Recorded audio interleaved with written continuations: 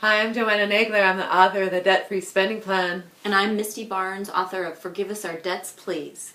So we're going to talk a little bit about vagueness today. So what do you want to say about vagueness? Well, vagueness is, it used to be my favorite state. I used to love to go on vacations.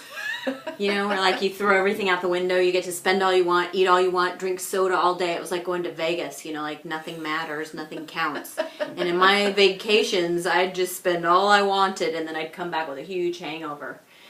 Yeah, it was very painful. Vagueness is one of the biggest problems, I think, for debtors. We don't want to look under the hood, so to speak, so we keep our numbers loose and fast, and we don't want to get too detailed about them.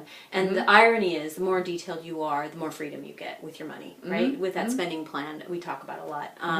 The more specific you are about what you have to spend, and the more specific you are about how you're going to spend it and putting it in those categories, the less vagueness you have. Right, and I like to always say, particularly in relationships, in marriages, in committed relationships, vagueness creates drama. I mean, the more vague you are, and my favorite example of that is the couple who has a joint checking account, and you each go out into the world hoping that the other person isn't spending, and then you come back and find out, well, he spent this, money for his motorcycle, and she spent this money for clothes, and nobody had any idea of what they actually had, and now everybody's pissed at each other. Well, you didn't need that. Well, you didn't need that. Who needs that grief? Yeah, who needs it? Yeah, I don't. And with my husbands, I always make sure that they're not spending too much. And if I can't have my husband's, and if I can't, then I make sure that they have a platinum card at Yogurtland.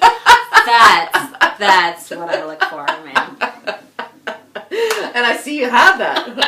Our GP here has that in his back pocket. I think he has. And we're going to go there later. Yes. Okay, let's do it. So anyway, the point is that the spending plan gives you freedom from vagueness, that you start knowing what you have in a few simple categories. You can keep track of it in 5 minutes a day, and then you get to keep the money you set aside for your wants. It doesn't get eaten up by some bill you forgot about or some expense you didn't account for. That if you set aside money for something you want, it's still there. Yes, and as I like to say, what happens in vagueness stays in vagueness. I'm Misty Barnes, www.lightstepper.com. And I'm JoAnneh, debtfreespendingplan.com. Thanks for joining us.